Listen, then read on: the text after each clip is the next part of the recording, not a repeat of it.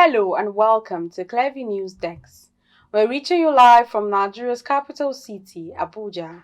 I am Florence Joshua. Former Nigerian President Goodluck Jonathan has waded into the political crisis in Rivers State between the state governor, Siminaye Fubara, and his predecessor, Nyesom Wike. Goodluck Jonathan was invited to flag off the Trans-Calabari Road. He used the occasion to advise the warring parties to embrace peace for the interest of the people and development of the state. And I joined the leaders of Rivers State and the well-meaning Nigerians that have been calling for truce to also re-emphasize that there is a need for ceasefire.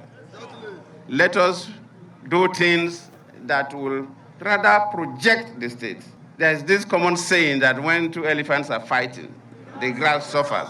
Both the governor and our minister are young people, very young people, but they are powerful. And if they continue to fight, the Rivers people will suffer. So we'll want them to work together for the collective interest. Whatever has passed has passed.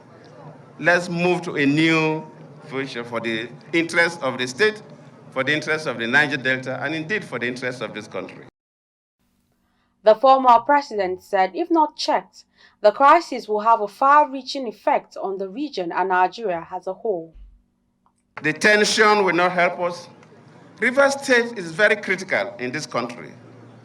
Rivers State is the heart of the Niger Delta. If Rivers State is destabilized, the whole Niger Delta will be destabilized. And it will not end within the Niger Delta alone, because I'm from this part of the country and I know how the system works. And we wouldn't want any crisis in Rivers State. The 2023 presidential candidate of the Labour Party, Peter Obi, has visited the surviving victims of the Kano mosque attack, describing the act as barbaric and wicked. Obi was taken around the hospital by the Chief Medical Director of Murtala Muhammed General Hospital, Kano, Hussaini Muhammad. The report. The death toll from the arson purportedly committed in Kano by an aggrieved youth, 38-year-old Shafiu Abubakar, has risen to 13, while 8 patients are still struggling for survival in the hospital. The Chief Medical Director of Murtala Muhammed General Hospital, Hussaini Muhammad, disclosed this when he received the presidential candidate of the Labour Party, Peter Obi, who paid a visit to the hospital. About 40 worshippers were trapped in the mosque when the arsonist struck. The incident happened when people were attending morning prayers on Wednesday, 15th of May, in Gezawa area of Kano State. The 2023 presidential candidate of the Labour Party, Peter Obi, used the visit to condemn the attack, which he described as a senseless act. We have received a total number of 23 patients who are banned from Laraba Abasawa Gezawa local government of Kano State, whom they present early hours around 6 a.m. So they receive adequate care that's due for them. And out of them, we lost 13 of them. Currently, we have 8 that are receiving care within the facility. This is very, very, very horrific and remains very condemnable that this can happen in our nation today. Nobody can say what necessitated or caused why this young boy would do a thing like this to his own family members and society. But we remain in solidarity in condemning such acts.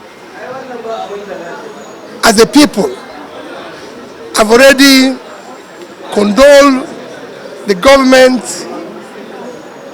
and the good people of Kano, the Emir of Kano, and continue to urge that as a country, we stand together in fighting such senseless acts. And again, fighting issue of drugs, which my location is. Because the level of drug prevalence within our youth is unacceptable, which is one of the things that I condemn and continue to say that we must ensure that these young ones become productive to the society. Rescue teams, including bomb experts from the city of Kano, were immediately deployed in response to the attack. An upper Sharia court sitting in Kano has ordered the remand of the principal suspect, Shafiu Abubakar, in connection with the arson attack on the mosque. In a few days, President Bola Tinubu will be marking his first anniversary as Nigeria's 15th democratically elected president. Prior to the election and his subsequent swearing into the office on May 29, 2023, he promised to immediately address a number of socioeconomic challenges that had almost brought the country to its knees, including insecurity, poverty, and unemployment through his widely publicized Renewed Hope agenda. Clearview News crew led by Gloria Atta asked some residents of the Federal Capital Territory, Abuja, to assess the performance of the Bola Tinubu administration in the last 365 days and reports that while some Nigerians have expressed disappointment over his administration's performance, others still believe there is light at the end of the tunnel. Personally, Nigeria had a high expectation. People believe that when this administration comes to power, there will be a better life, but people are really disappointed. But me personally, I'm not surprised because I knew things like that will happen. It takes time to build what has already broken. What we're facing now started long before. There has been issues long before now.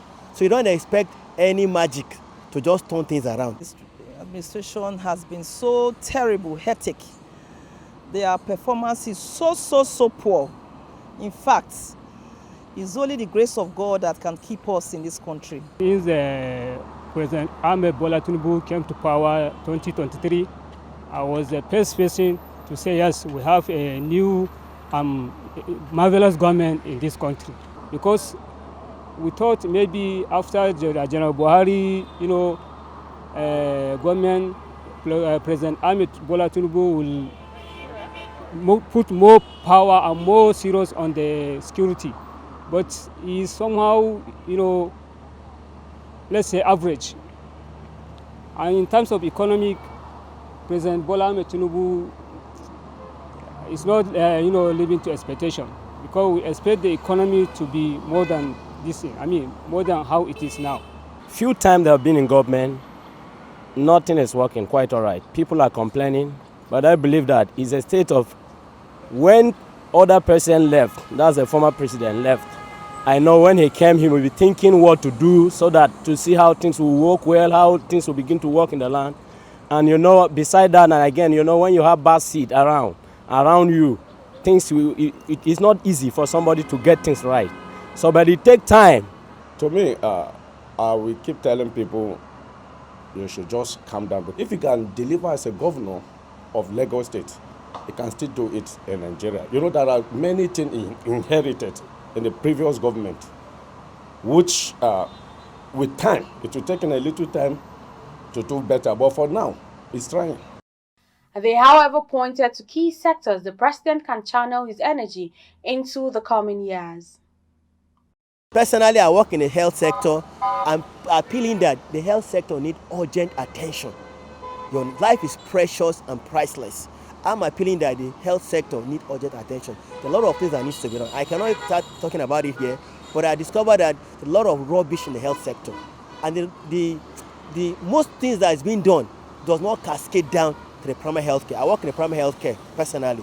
Most of the things that has been done is as if the primary health care is only for the ordinary man. So they don't need the best. It's only at the secondary health care and the tertiary they are the ones that need concern. But at the primary health care, they don't need the best. They forget that the majority of Nigerians are in a grassroots, and they are the ones that voted these people into power, and they need the best. My advice to Bola Tinubu at this point in time is for him to check.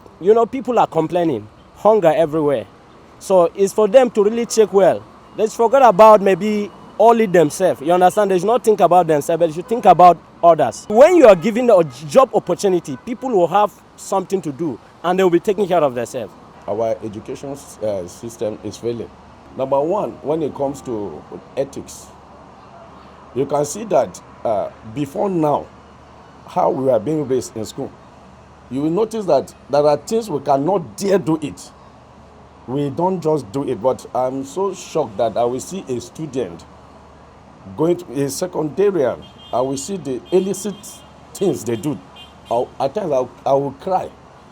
So I will advise the government, because if they should focus on education, when you raise a man, you raise a nation. That is just it. I think they should concentrate on the low privileged people, so that they will feel important. You go to the market, you can't buy anything. You want to enter transportation, zero. So everything is just, people are keeping quiet does not mean they are stupid. People are keeping quiet does not mean they are stupid. They are not. But silence is very, very dangerous. Nigerians, they like wahala, but this one, they are not making trouble. They should have a rethink. They should consider the poor. They should consider. They are already rich. I don't know what they are looking for more money for. Already, the federal government has inaugurated a 28-member interministerial committee tasked with planning and executing activities to mark the first anniversary of President Bola Tinubu's administration.